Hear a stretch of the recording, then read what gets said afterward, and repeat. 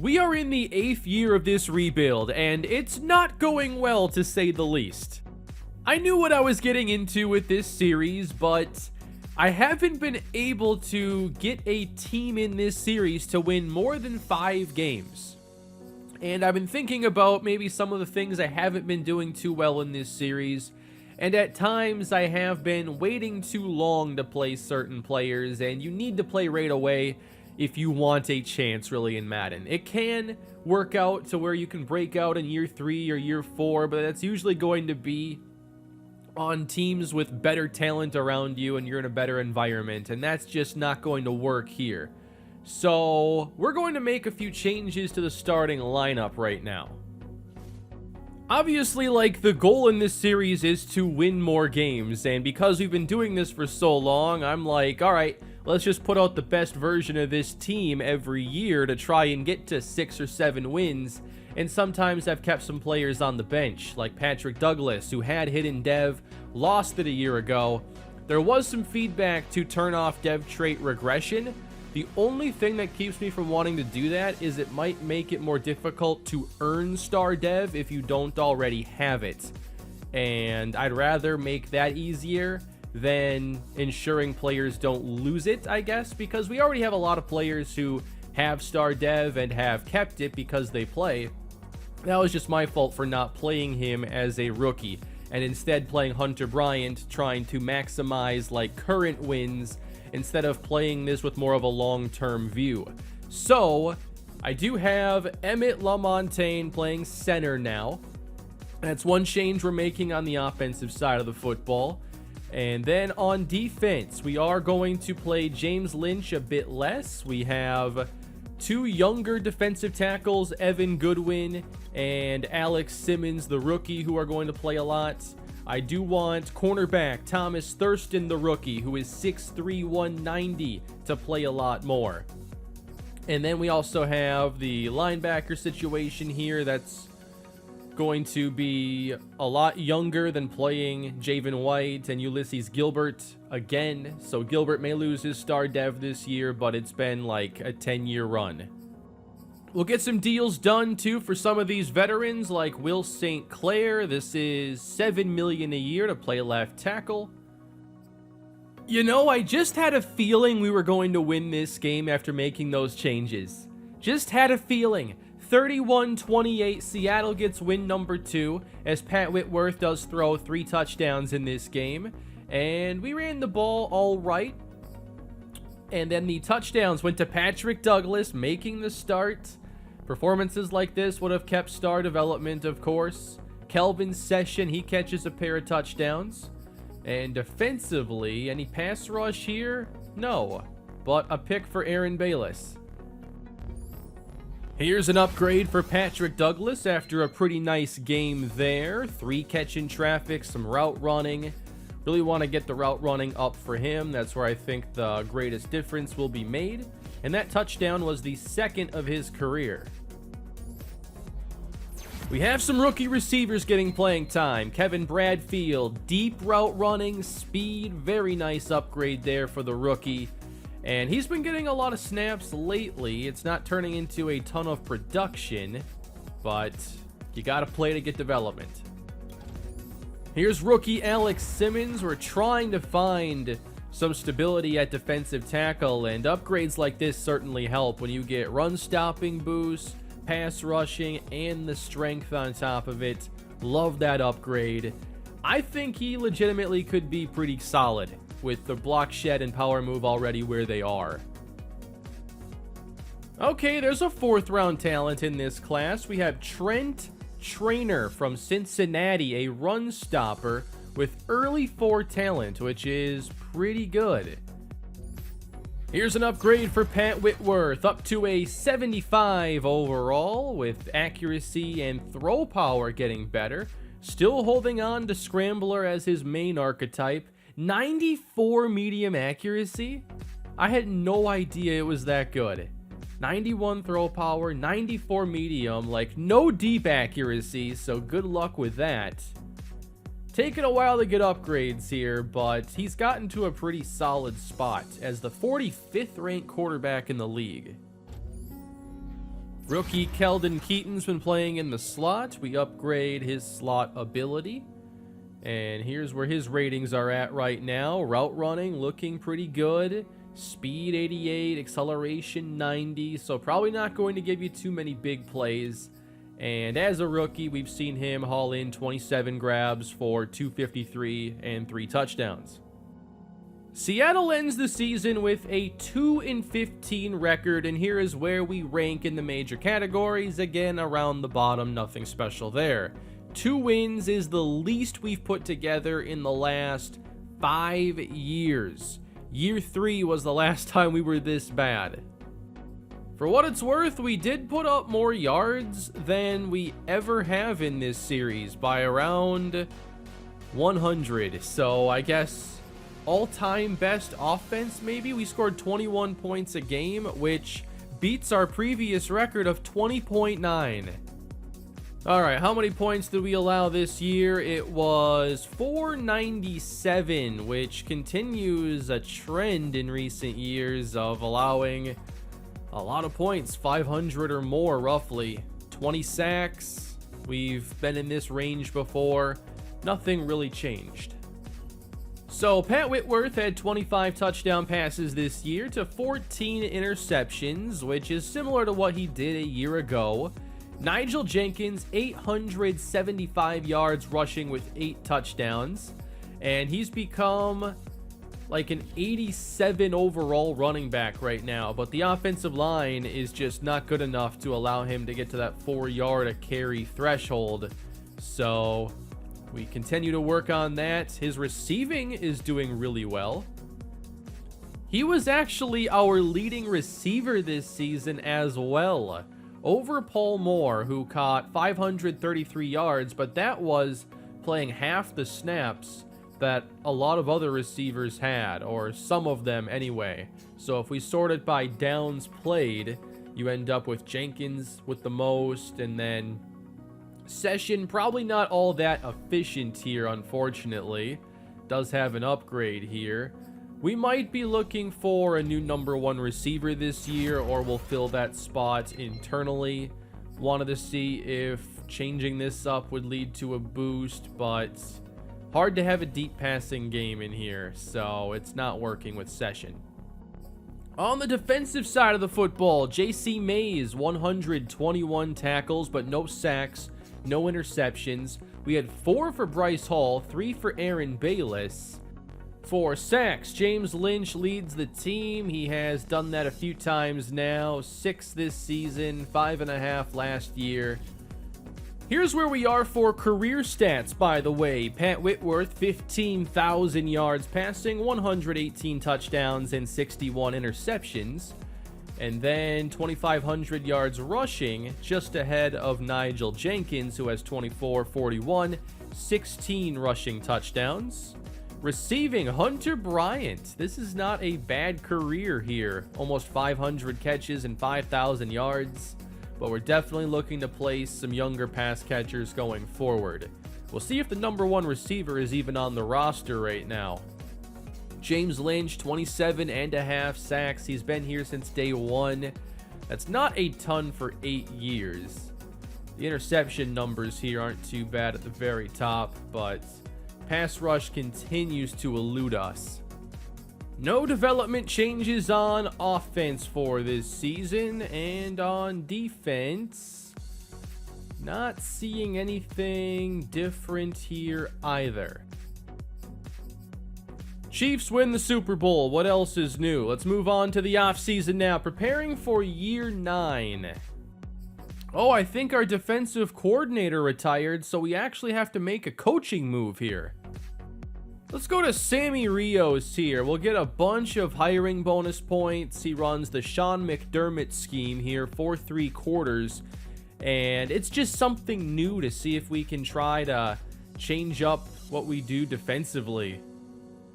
So we'll, of course, start out here with the top of each tree here and get those purchased. And then, do I want tackling here and block shed with pursuit? Well, I guess you get that either way. I do think that they could do a lot better with these talent trees and make it like run stopping versus pass rushing, man coverage versus zone coverage, and stuff like that.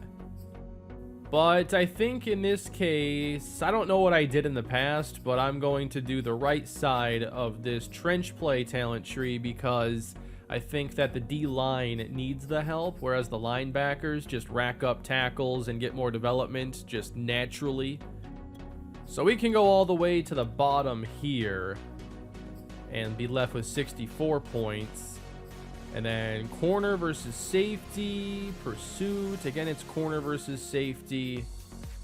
And this doesn't make any sense because on this side, it's supposed to be all safety. And then you get to the bottom here and it's tackling for corner. And it's just the opposite on the other side. Like, these trees to me were put together kind of quickly without too much thought. I really hope that the next iteration makes these a lot better. We're going to move on from some players like James Lynch. Probably not Hunter Bryant. He's still likely good enough to be the number 2 tight end while we try to develop Patrick Douglas. So I don't mind a 2-year contract, but apparently he doesn't want it. We will let Paul Moore go, trying to get younger at receiver. We'll let Kane Dodge go. I don't think he's done enough. Kelvin Session. I did not turn Quincy Yarbrough into a star running back. Ulysses Gilbert to be linebacker depth. No problem with that. Javen White's down to a 62, so he's going to go. Here's where we are as far as the scouting goes right now. So there are 14 players on the draft board. I have 2 firsts, 2 thirds, make it 3, 2 5s. I think with those late picks, what I'm going to be doing now is instead of just taking 7th round talents and whatnot, I might just start trying to find the highest combines and see if they fit better at another position. That might have more upside than 7th round talent. But looks like the BPA right now would have to be linebacker Trent Trainer. I scouted him today. Decent combine, ran a good 40, run stopper. I don't think that he would be one of our top 2. So we'll see about that. Every draft has enough receivers. That's never a really big concern, but I'll probably draft one anyway because we don't have hidden dev there, so might as well keep trying. Okay, Brian Rush, 5th round talent at running back, trucking, vision, break, tackle. This combination does show up a lot. Here we go, a 7.1 combine for an elusive running back. Now, the power backs always have really good combine grades, so the elusive back upgrade, I think, is a lot more interesting. He's elusive at 231 pounds now with stiff arm, vision, and spin. All right, Jeremy Tiller. Interesting. Here we have John Blair from Cal. He's a receiver. And now I'm thinking about position swaps and maybe him as a tight end. But he's a slot archetype at 6'5", 231. Big slot, undrafted talent. But again, might be a good fit for like one of those 5th or 6th round picks where I think that we can have more upside here. Hunter Bryant is under contract again, so he will return. And we'll continue scouting here. I felt like that was a pretty good week finding some interesting options. Interesting here. If we want to start over at kicker, Jay Strickland, A+ power, A- accuracy, mid-3 talent. Could be an option. To the NFL draft we go. There wasn't really anything interesting happening in those last 2 scouting sessions. But we have some targets here, and we will make the number 1 pick. No, there's no point in that. Might as well keep pushing that down the road, trade down, get future picks again. Give me all the 2030 picks. I'll take this one from Cincinnati. They want to come all the way up. Let's help them out here. Cincinnati moving up so they can get Shane Markham. All right, we are on the clock now in the 1st round, and the BPA would be running back Jeremy Tiller. Then we have Trent Trainer, and then we have some 5th round options, maybe some position swaps. I'm really intrigued by John Blair at tight end. We will get there, but why don't we just start it here with Jeremy Tiller. Let's go with the running back who ran a 4.4 at 231 pounds.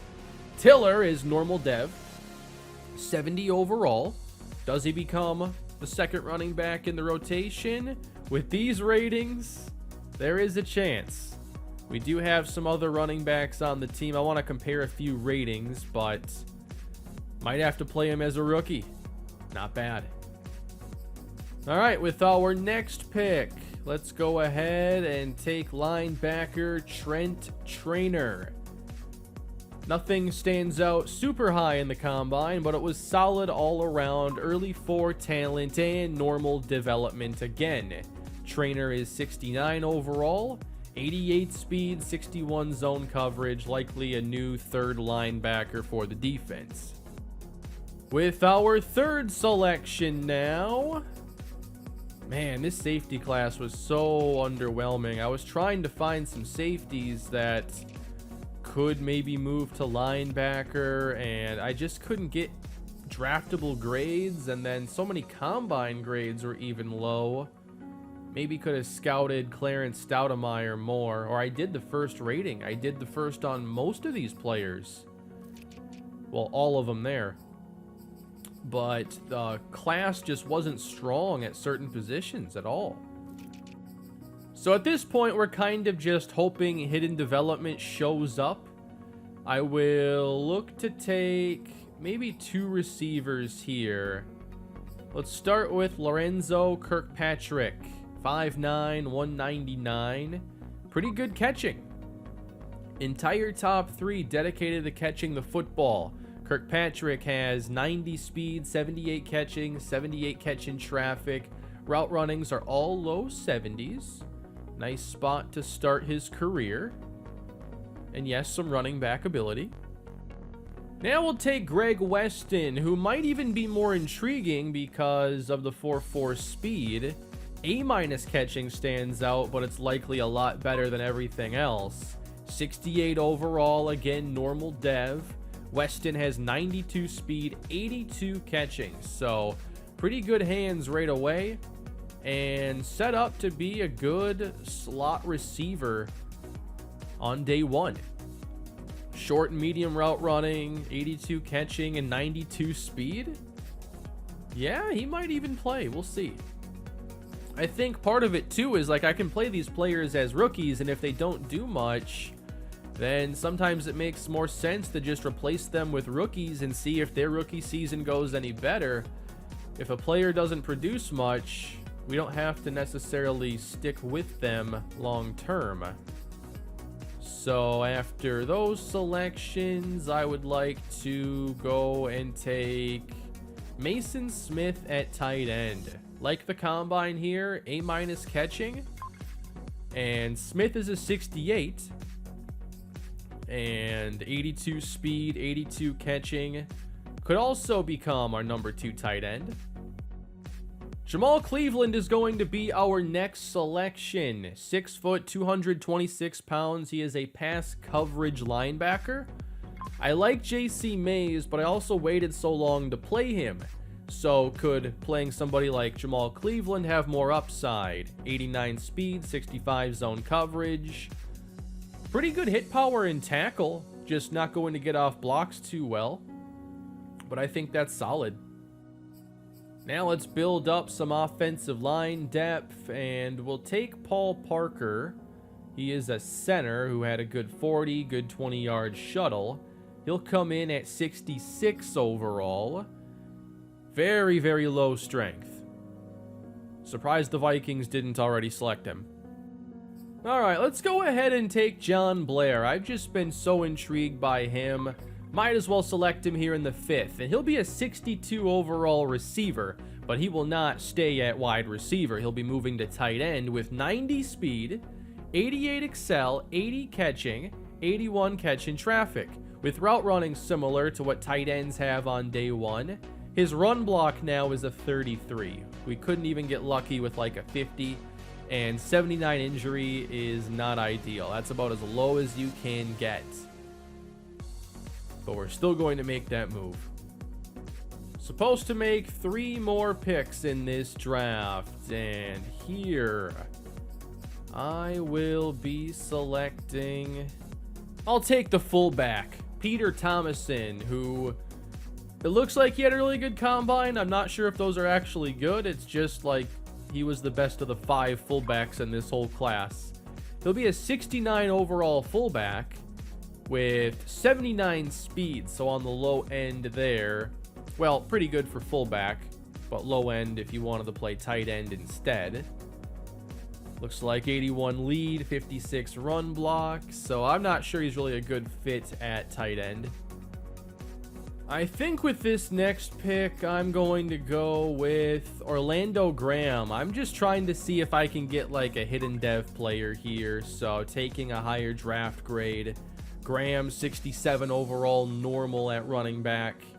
91 speed, has some pretty solid ratings here, but not going to catch the football too well. And with the last pick here, I'm going to take Antoine Fox, another linebacker, 67 normal, so no hidden dev players in this entire class. 85 speed, 73 shed, 77 tackle, just the run-stopping linebacker.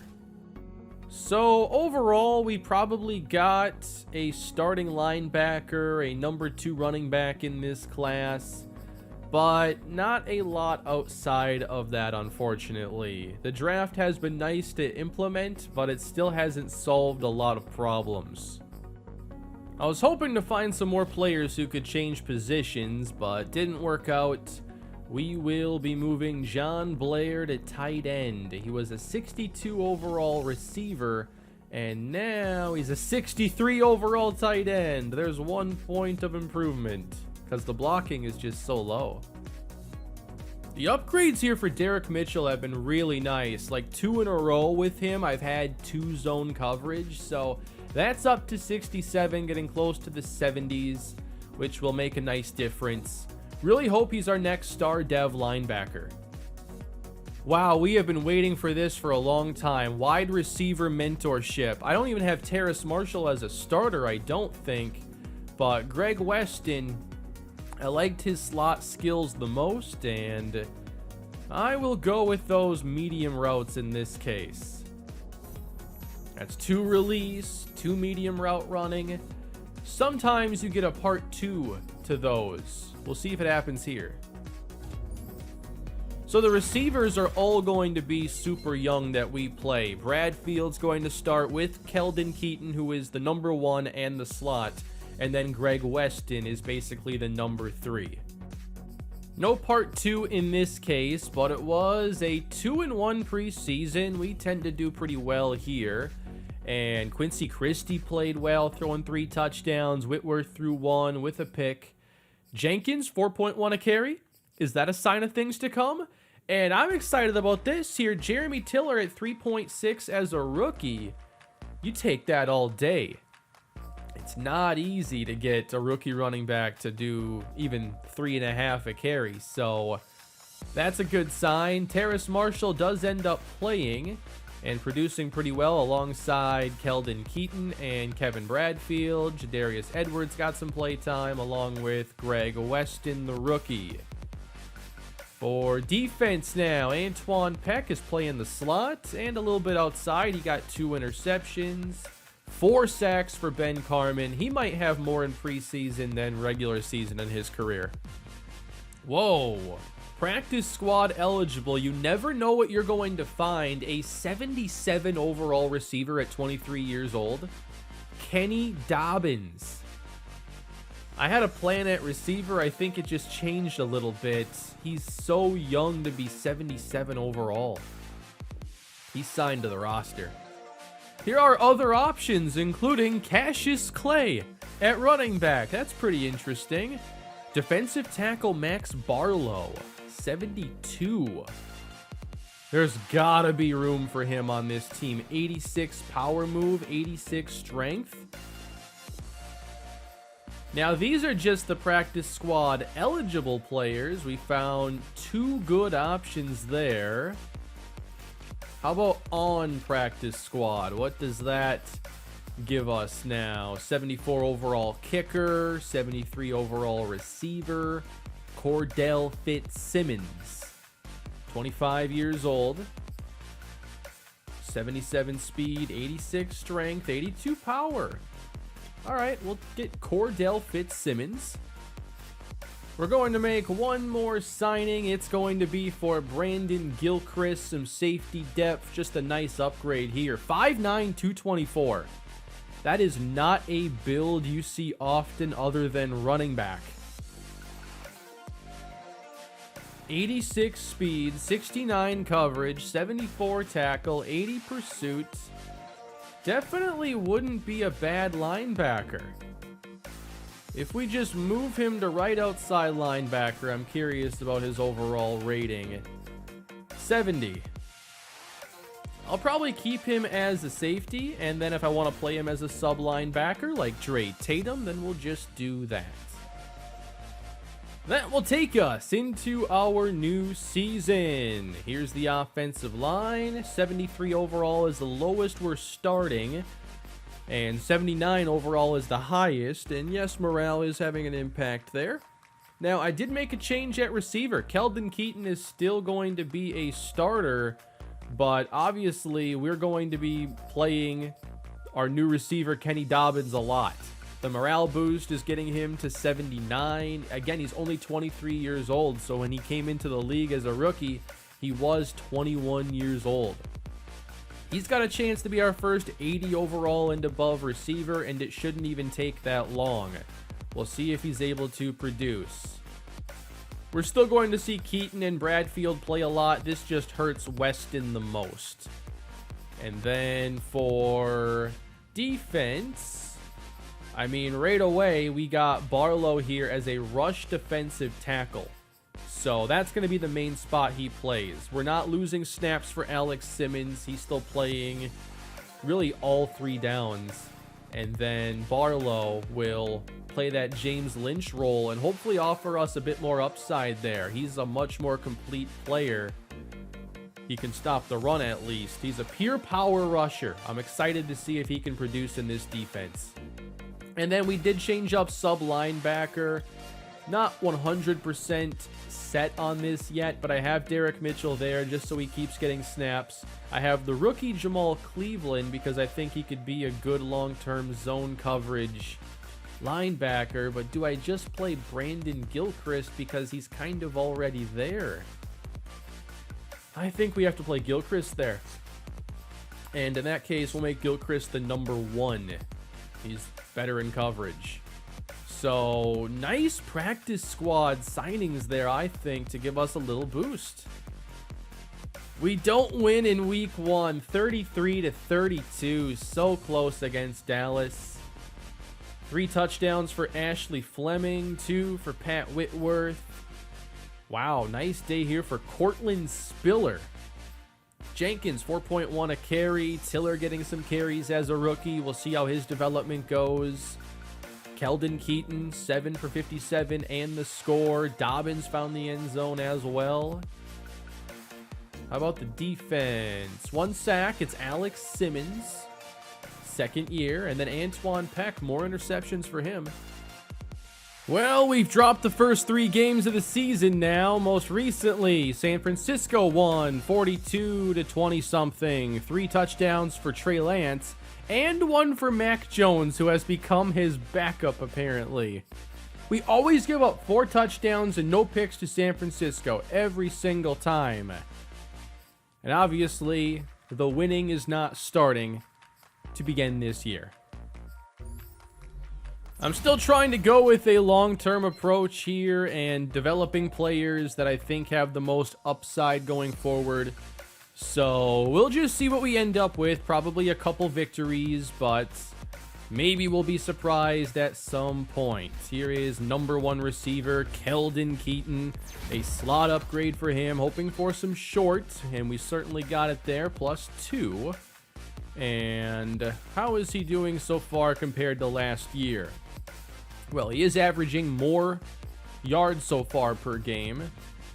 We'll see if that continues. You always have to watch out for those division games, and Seattle takes one here from the LA Rams, 35-21. Christie throws a touchdown. Whitworth throws a touchdown. And Jenkins, 3.2 a carry. Not much here for Jeremy Tiller.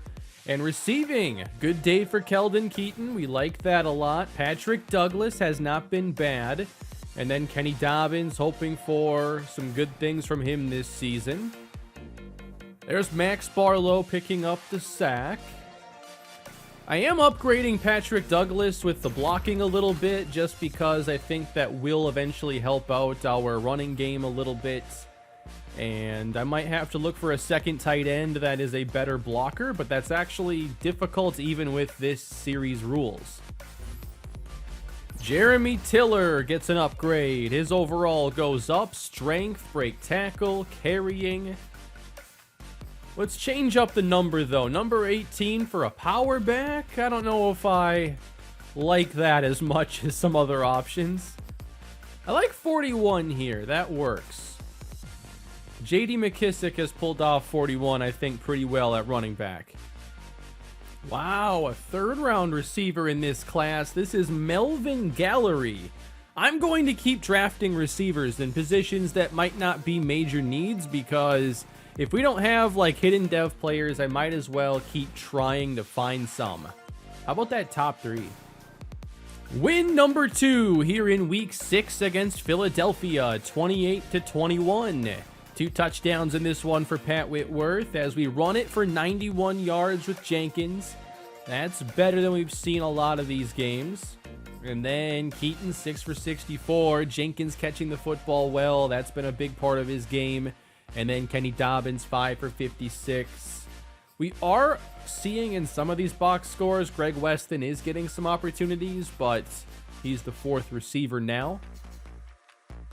Been waiting for these. I almost forgot about them. Antoine Peck has a chance to break out, and he's been getting a lot of turnovers, so this one is certainly doable for him. We lose this game to Tampa. It is close, and there was 1 interception. 4 touchdowns in this game for Pat Whitworth, and not much on the ground. Receiving, Brevin Jordan, 11 for 85. Wow, I haven't seen Brevin Jordan show up in Madden at all until now. Kenny Dobbins ended up scoring here. Douglas did twice, and I lost the other touchdown. Where to go? It was, I don't know. Let's go on to the defense here, and Gilchrist gets the interception. Barlow gets a sack. Antoine Peck does not get the upgrade, unfortunately. Upgrade here for Keldon Keaton. We work on the physical upgrade now, getting that awareness, release, catching traffic, very valuable. 89 speed now. Maybe he gets an upgrade sooner or later at that spot. And another stat update for him, as he is still much more efficient than last season. Closer to a 1,000-yard pace, and this series has never seen a 1,000-yard receiver. The most we've ever had is 829. He's on pace to break that at least. Kenny Dobbins has become the number 1 receiver for this team, and he is in his 3rd season. He's a 78 overall now, and I really like where his ratings are. The route runnings, once those get to the mid-80s, I mean, he could put up some serious production. He was with Cincinnati for 2 years. He didn't play much, and now this season, 394. Not quite as productive as Keldon Keaton, but he's obviously got a very regular role on this team. I'm curious about a couple things with Nigel Jenkins, because I think about like Dalvin Cook in this game and what he sims like behind a not very good offensive line. And I wonder at what point could Jenkins be good enough to overcome the O-line's issues, because he's now an 88 overall at 25 years old. We can get him to the 90s. Seattle moves to 3-9 late in the season with this win over Jacksonville. And again, when we win these games, we tend to have a decent day rushing.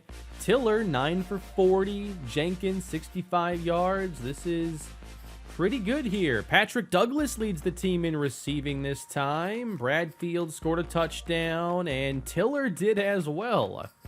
He is way more efficient than most rookies end up being.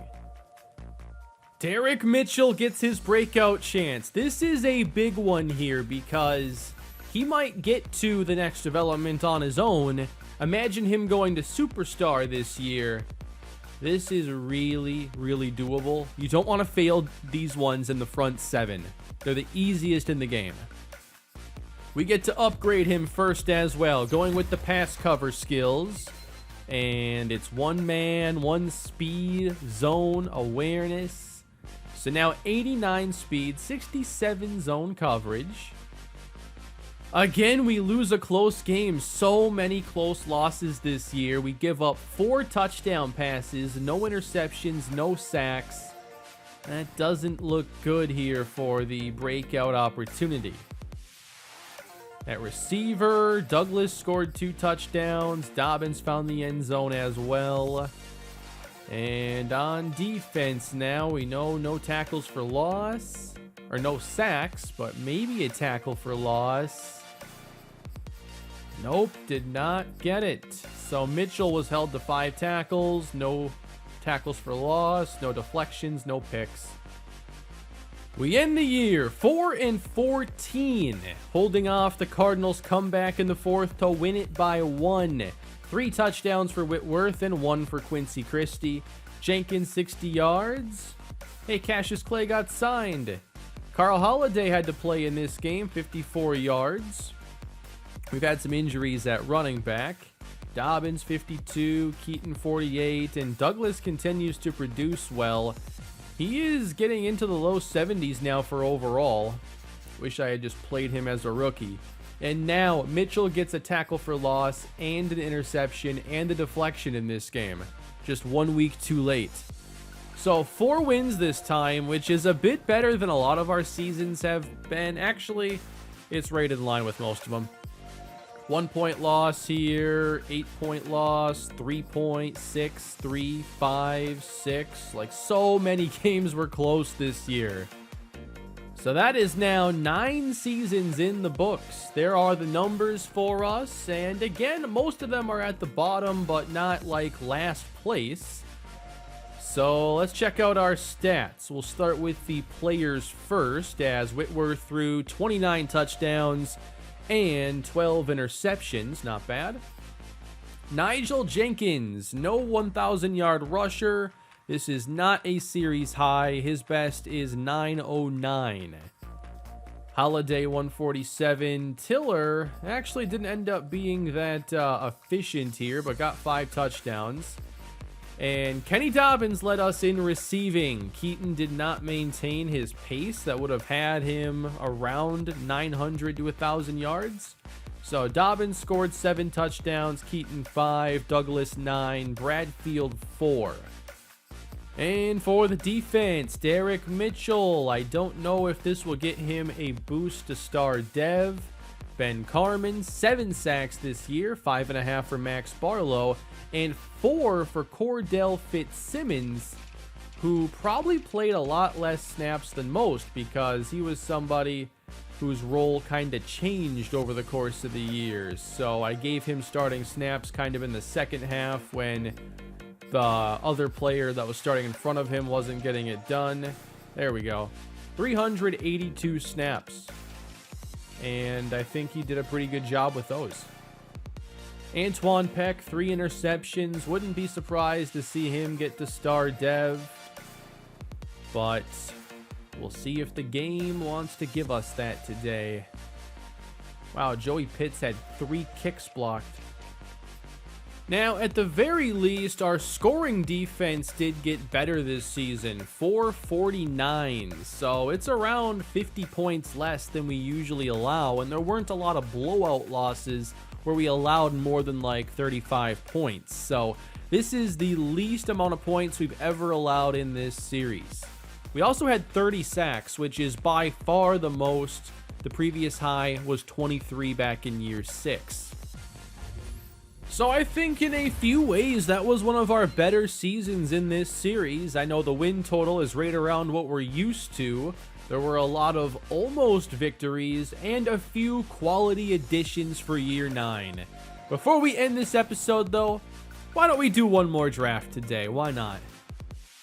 I don't know, I'm just having more fun with it right now. I think that this fast format is kind of working, and I'm figuring out a few things, and we'll soon find out if this is a failure or what it's going to be as we near the end of Pat Whitworth's development years, and then it's just going to be his regression years. Wow, Panthers and the Chiefs. I can't believe they made it to the Super Bowl. This has as much parity as a college football playoff right now. But Whitworth, I saw something cool. Maybe you missed it there. But Whitworth is 29. Welcome to regression. Welcome to being old. I am also 29. So, I think we also have to keep an eye out for other quarterback options. And here you go. He earned it back. Patrick Douglas, big season, really happy with what he was able to do in his second year as a starter. 669, 9 touchdowns. This is really, really impressive. Let's go to the defensive side of the football. Let's go. Wow. Whoa, there's so much to talk about.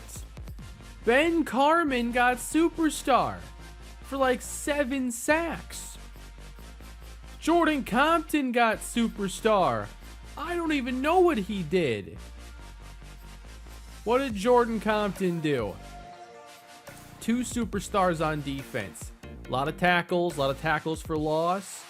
See, this is kind of a cheat code here, playing off-ball linebacker, because in this scheme, sometimes the off-ball linebackers get more sacks than some of the edge rushers. We saw that in the very beginning of the series. I forget which linebacker was benefiting from that, but Compton is now benefiting. So he's up against guys who are just getting tackles, and that's kind of it. So we got 4 big development boosts this year. Derek Mitchell's up to star dev. This makes me hopeful. Hooray, the Chiefs have won the Super Bowl, just like the year before when they beat the Panthers, and the year before when they beat the Saints, and they took a year off, but the Panthers were in the previous one, and the Chiefs won the year before that, and the year before that. Now, I am concerned when it comes to regression with this team, and let's see what we have here. So, Ben Carmen, 78 overall. They already sent him down to star development. Pat Whitworth, I don't think he regressed much at all. I did buy a package, so I don't think that he will regress yet. Can't remember if that was for quarterback, but that's what I should have bought if I didn't. Yeah, they already bumped down Compton to normal, so you know what? I'm taking their developments back to where they had them. And maybe the dev trait regression is better being off. I just don't know if that makes it more difficult for new players to gain star dev if others aren't losing it and they just keep it forever. So I don't know how to handle that exactly, but that's the reasoning behind it. Now this draft class so far has maybe been the worst I've scouted. For in-season scouting, I added 8 players to the board, and they're almost all receivers because all the other positions were just so weak. We'll see if we can find more now with the combine grades out, but corner looked extremely weak this year. I also tried to scout safeties with little success. Andrew Ballard, 6th rounder. It's time for the year 10 draft. Or the draft before year 10. The Vikings were actually worse than us.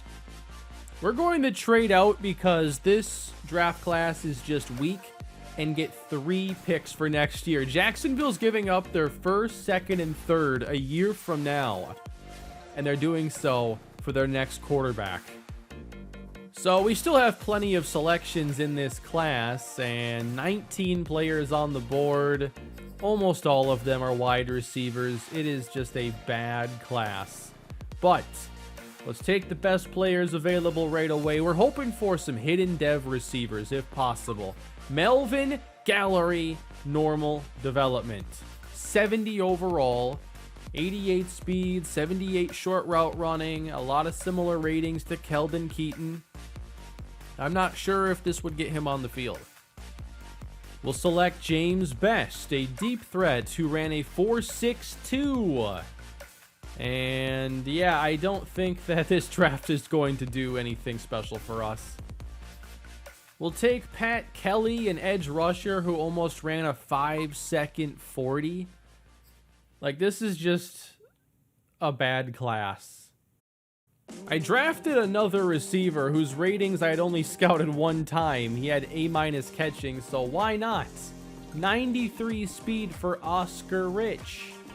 So there's a downfield speed receiver, but I think receivers just gotten too competitive. Alright, so we're not spending much time then on the NFL draft. I don't think that we got any starters.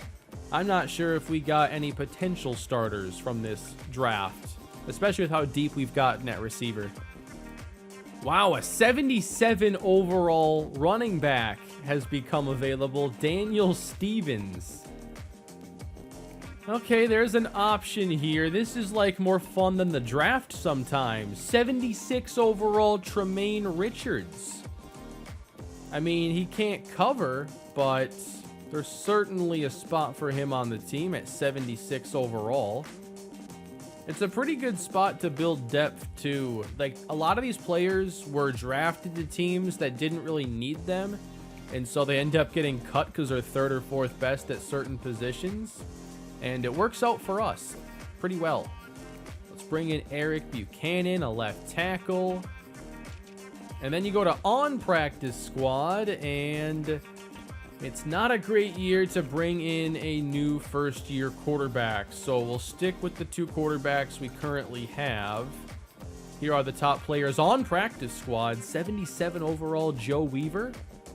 Yeah, he's getting signed. His strength is at 99 with the boost. Let's go, Joe Weaver. I probably should have stopped recording a little while ago to edit this up, but I'm just gonna keep going here. We have, I think, an interesting team here getting put together for year 10 as we continue to find really, really good players that teams are just trying to put on the practice squad. They're hoping they don't get signed, and that's how we got a new #1 receiver, Kenny Dobbins. And we've also been able to upgrade the running back group now, getting Daniel Stevens as the #2, which might really help out our running game. We'll see about that. Patrick Douglas, we'll see how he does this year as the starter. And then defensively, we go out and find Tremaine Richards in his second year. I mean, where was he drafted? He was literally a third-round pick. Just a couple in this draft, in this episode, actually, he was a third-round pick. So we found a few interesting players. Now, at cornerback, we could use a breakout there. Bryce Hall is getting older, unfortunately. Ashari Crosswell's down to a 73, so maybe we look at Gilchrist starting at one spot and then Bayless at the other. You still need a third safety, and Crosswell could probably figure that out. Well, we dropped the opening day game again. Arizona pulls off the comeback, so no 1-0 start. Kyler throws 3 touchdowns. Not much passing going on there. And then for the running game, Jenkins at 85 yards, 4.5 a carry. We'll take that. Not much for Daniel Stevens in this one. But Keldon Keaton pretty much had all the receiving yards, which is very cool. I like that. 3 sacks in 1 week is a big deal. Joe Weaver, too. Like, we just all of a sudden get a player who is a really, really good run stopper. I've been trying to develop players to fill that role, and then all of a sudden, you know, I guess I never considered getting lucky as part of the process here. But luck is like the only way we're making progress now. Was hoping to win some of these early games, but it's not happening. Vikings defeat us by 11. Zach Wilson is a Viking now. Whitworth, 3 touchdown passes. Very nice. And we didn't really run the football. Kind of gave up on that, but Jenkins caught the ball well. Douglas did as well. Dobbins. I found a 5th round corner. This draft is already off to a much better start. Kevin Lowell.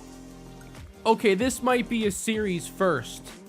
I was going through it, you know, pretty quick here. We were 0-6, and then suddenly we start to figure a few things out on offense, and we're actually putting up some points and winning 3 straight games. This one against the Miami Dolphins. Won it in overtime. Won it running the football pretty well. Jenkins, 62 yards, 2 touchdowns. Maybe we didn't run well, but we certainly ran a lot in this game.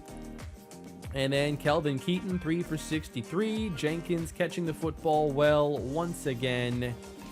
And defensively, we had a breakout chance for a pass rusher, but I'm not seeing his name here.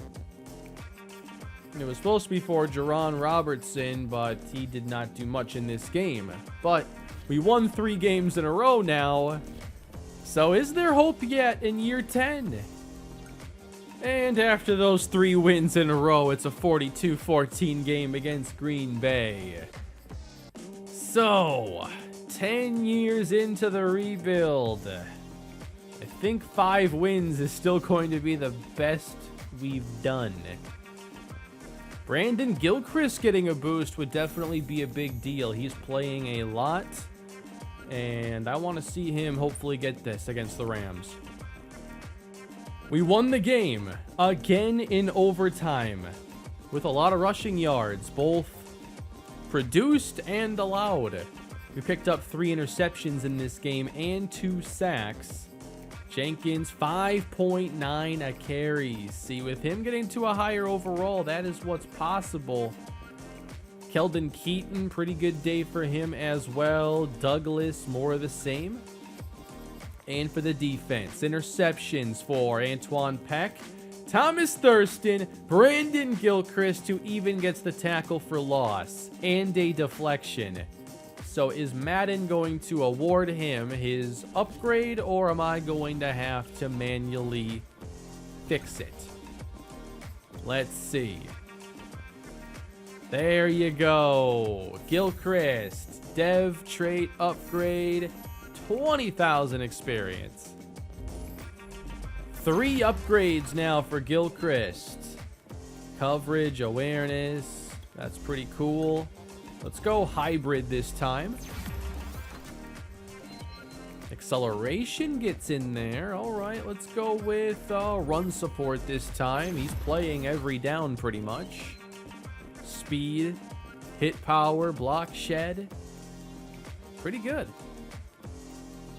Upgrading Whitworth always helps. I don't know if he'll be higher than a 77 at any point in his career now, with regression coming and too many points to upgrade now. So here he is. Maybe his ceiling. Still 45th best in the league.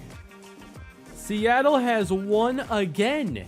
Now it's a low-scoring game. That's 5 wins in 6 weeks. So, at the very least, it's tied for the most wins we've ever had in this series. And now, a chance to set a new record and maybe show that this is indeed possible. Wait, is he about to get another try here? Brandon Gilchrist just got star, and now he plays for superstar. So we take on the Kansas City Chiefs this week. There's no way we pick off Mahomes twice, and there's no way we win the game, right? No, we're not beating the Chiefs. 28-17. Good effort. We did intercept Mahomes twice, so the upgrade is possible. Let's check it out here. Defense, interceptions, Mitchell and Thomas Thurston. A sack for Carmen with 3 tackles for loss. Whoa, he got 2 tackles for loss. That should do it. 13 tackles. Brandon Gilchrist, give him superstar development. Wow, and it's actually working. This is actually working here. 8,000? You just gave me 20. When did Madden get so cheap all of a sudden? How about Brandon Gilchrist, everybody? We just added him this episode. And in like 3 weeks, he went from normal to superstar development. I feel pretty good about us setting a new win record, though. Like, I was confident going into this year. Still time to take it to a new level. The losing has returned. We have now lost 3 games in a row, starting with that Chiefs defeat. Now we lose to the Falcons and Jerome Hill once again. Not much for the running game here. Just a couple games left now. One more does set a new record. It took 10 years, but we finally won 6 games in a season. 24-21 over the Rams. We're hardly passing here, but we're running the football. I don't know what happened to Nigel Jenkins, but Daniel Stevens, a spot start. How about this? An Alexander Madison-esque performance. Gilchrist just keeps adding interceptions. Like, watch this guy get X Factor after the season. We do drop the finale, so it's 6 wins. Our best season by a single victory. Stevens ends up having to play a lot in this game as well. I don't know why Jenkins only had 4 carries, unless he came back and got injured again. So, 6 wins. That's the record in 10 years. You can definitely tell Whitworth is regressing a bit. Just 24 touchdowns, 12 interceptions at 77 overall. Is this his last year starting? Maybe we go to Christie next year. He's gotten up to a 73. Could just try that for something new. Jenkins, 4.4 carry. That's promising. Stevens had 4. So, running game, definitely stepping it up here. Jenkins doesn't get to 1,000. We have to wait for that still. Receiving, it's Keldon Keaton. 774. Douglas, pretty good again. And then for defense, now we had 30 sacks as a team a year ago. By the way, all these tackles here for Gilchrist and Mitchell, they got a chance to get, like, to X Factor eventually. Carmen, 8 sacks. Barlow, 6.5. Maybe the total's down a bit, but we have a couple standouts. Patrick Douglas keeps his star dev. No changes on offense. Per usual. And there it is! Wow! Star to X Factor in 1 year, everybody. Brandon Gilchrist. That is incredible. Even if this series ends up being a failure, to see some of these things play out, I've definitely learned some things here and some obscure tips going forward, like to check out players on practice squads, because sometimes there's a surprise there, especially after preseason, and consider some position changes as well. This is an amazing development for Brandon Gilchrist. Star dev, or normal dev, to X Factor in 1 season. That's it. And he's still only 27, a couple years to keep getting better. Better than nothing. Captain of the defense. Meanwhile, Mitchell's up to superstar, Richards to star, Compton, Carmen still at superstar. This is really cool. The defense is coming together. But that is going to be where our fun ends today. That was a long recording. I have no idea how long the video is going to be, but I better start editing it now. Hope you all enjoyed the action today. If you did, please leave a like and subscribe to the channel. And if you want this to continue, let me know down in the comment section. Have a great day, everybody. The practice squad will be back. Have a great day.